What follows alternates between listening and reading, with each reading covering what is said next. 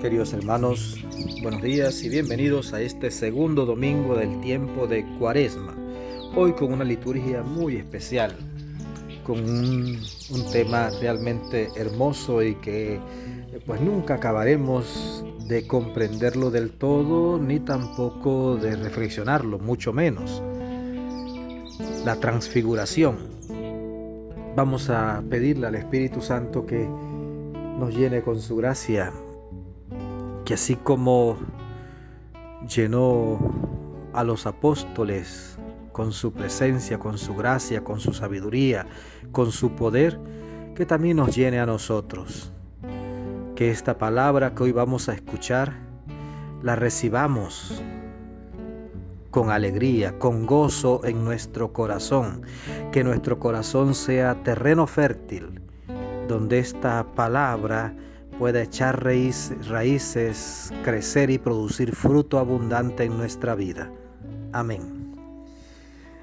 En la primera lectura de hoy vamos a escuchar un texto del Génesis, el texto aquel donde Dios le pide a Abraham que le ofrezca a su hijo Isaac en sacrificio. Usted se imagina tantos años Dios prometiéndole a Abraham que le daría una descendencia tan numerosa como las estrellas del cielo, como las arenas del mar, y Abraham ahí confiando en Dios hasta que al fin, en su ancianidad, le nace Isaac.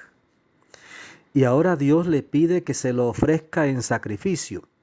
Pero Abraham es un hombre de fe, un hombre obediente a Dios, y por eso lleva a su hijo hasta el monte Moria, donde va a ofrecerlo en sacrificio, y está ya listo para degollar a su hijo cuando Dios lo detiene.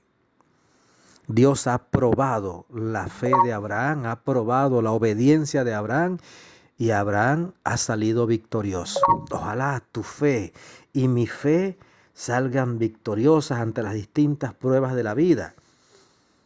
Ojalá sepamos mantenernos firmes ante todos los ataques que se están recibiendo a nivel mundial y de muchas maneras en contra de la fe. Ojalá tú y yo nos mantengamos fieles al Señor y descubramos que solo tenemos un Rey, el Señor, que a Él le debemos total reverencia, total obediencia.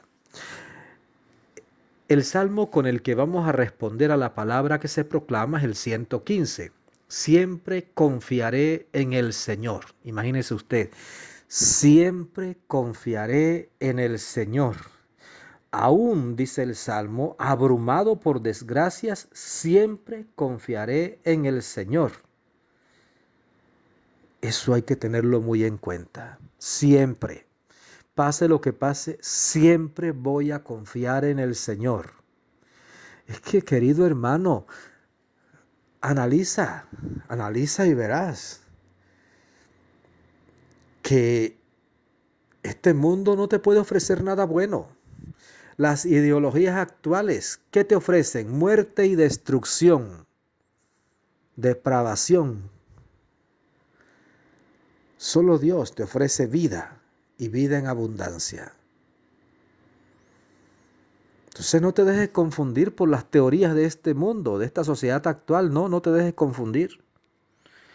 La segunda lectura está tomada de la carta de San Pablo a los Romanos. Y tiene una de esas frases maravillosas de San Pablo. Si Dios está a nuestro favor, ¿quién estará en contra nuestra? Oiga, iba a decir San Pablo aquí, si Dios fue capaz de entregar a su único Hijo por nuestra salvación, ¿qué no será capaz de hacer por nosotros? ¿Quién nos podrá acusar si Dios mismo nos ha perdonado en Jesucristo? En el Evangelio vamos a encontrarnos con el texto de la transfiguración. Y vamos a escucharlo, Marcos 9 del 2 al 10. En aquel tiempo Jesús tomó aparte a Pedro, a Santiago y a Juan, subió con ellos a un monte alto y se transfiguró en su presencia. Sus vestiduras se pusieron esplendorosamente blancas, con una blancura que nadie puede lograr sobre la tierra. Después se les aparecieron Elías y Moisés conversando con Jesús. Entonces Pedro le dijo a Jesús: Maestro, qué a gusto estamos aquí. Hagamos 3 chozas, una para ti, otra para Moisés y otra para Elías. En realidad no sabía lo que decía porque estaban asustados. Se formó entonces una nube que los cubrió con su sombra, y de esta nube salió una voz que decía: Este es mi Hijo amado, escúchenlo. En ese momento miraron alrededor y no vieron a nadie sino a Jesús, que estaba solo con ellos. Cuando bajaban de la montaña, Jesús les mandó que no contaran a nadie lo que habían visto, hasta que el Hijo del Hombre resucitara de entre los muertos. Ellos guardaron esto en secreto, pero discutían entre sí qué querría decir eso de resucitar de entre los muertos. Palabra del Señor. Gloria a ti, Señor Jesús. Fíjese que uno podría comenzar mirando a ese Jesús que ama a todos, pero que también tiene su grupo más cercano, su grupo más íntimo.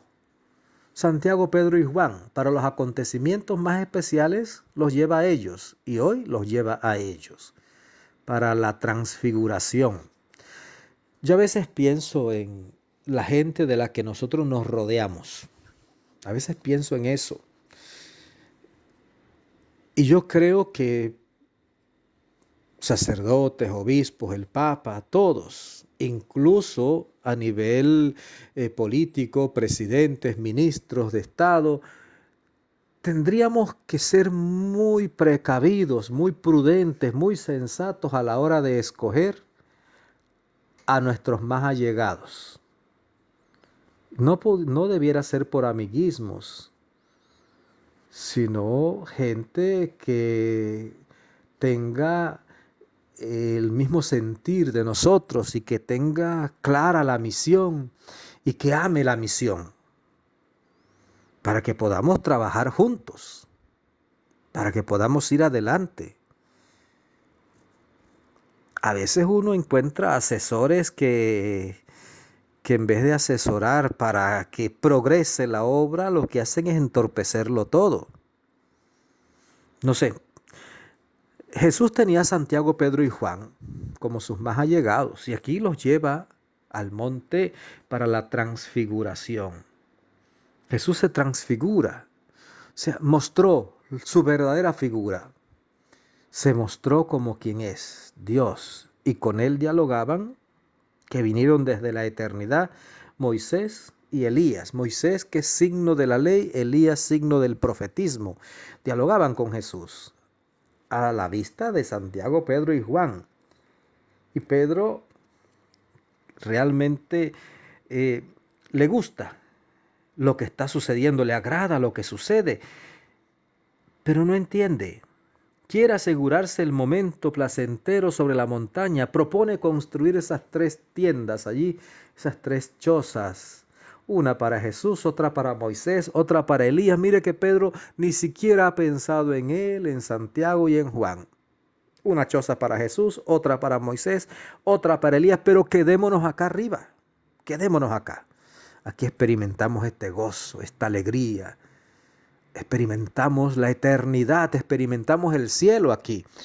¿Y sabías tú que una misa bien vivida es eso? El cielo en la tierra.